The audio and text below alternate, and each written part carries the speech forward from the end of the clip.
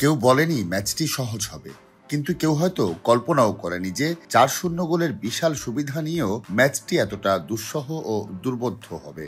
বুক চিতিয়ে খেলেও অলৌকিক কিছুর খুব কাছাকাছি গিয়েও পারেনি বরুসিয়া ডর্টমুন্ড।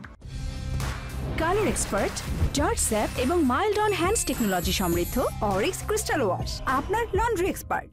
অতীতের ভয়াবহ স্মৃতিগুলো প্রতি মুহূর্তেই আবার চোখের সামনে ভেসে উঠছিল কাতালান শিবিরে। তবে বাজে পারফরম্যান্স সত্ত্বেও চ্যাম্পিয়ন্স লিগের সেমিফাইনালে ওঠার স্বপ্ন ভেঙে যায়নি বার্সেলোনার। মঙ্গলবার কোয়ার্টার ফাইনালের ফিরতি লেগে সিগন্যাল ইদুনা পার্কে ৩-১ গোলে হারলেও ২ লেগ মিলিয়ে ৫-৩ গোলের অগ্রগামিতায় শেষ ৪-এর টিকিট পেয়েছে হান্সি ফ্লিকের দল। এই হারে সব প্রতিযোগিতা মিলিয়ে টানা ২৪ ম্যাচের অপরাজেয় যাত্রায় ছেদ পড়ল কাতালান দলটির। ২০২৫ সালে প্রথম হারের তেতো স্বাদ পেল তারা। গত সপ্তাহে প্রথম লেগে বড় ব্যবধানে জেতায় শেষ ৪-এ এক পা দিয়েই রেখেছিল বার্সেলোনা। তবে ডর্টমুন্ডের মাঠে বড় ঝড়ই সামাল দিতে হয়েছে সফরকারীদের। ম্যাচের ১১তম মিনিটেই গোলকিপার ভয়েচেক স্ট্যান্সনির ফাউলের ফলে পেনাল্টি পায় স্বাগতিকরা। তাতে সফল স্পট কিক থেকে হলুদ আর্মিদের এগিয়ে নেয় সেগু গিগাসি।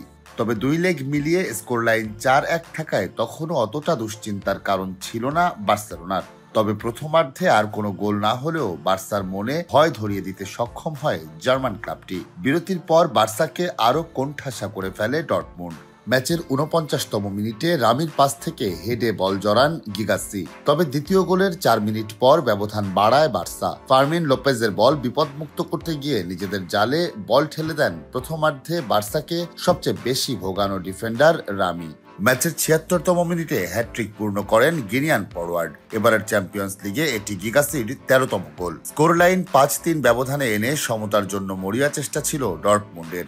ইউলিয়ান ব্রান্ডট একবার বল জালে পাঠালেও অফসাইডে বাতিল হয় গোলটি। বাকি সময়ে আর কোনো গোল না হলে ৩-১ ব্যবধানে ম্যাচ জিতেও ২ লেগের স্কোর লাইনে হতাশা নিয়ে মাঠ ছাড়তে হয় ডর্টমুন্ডকে।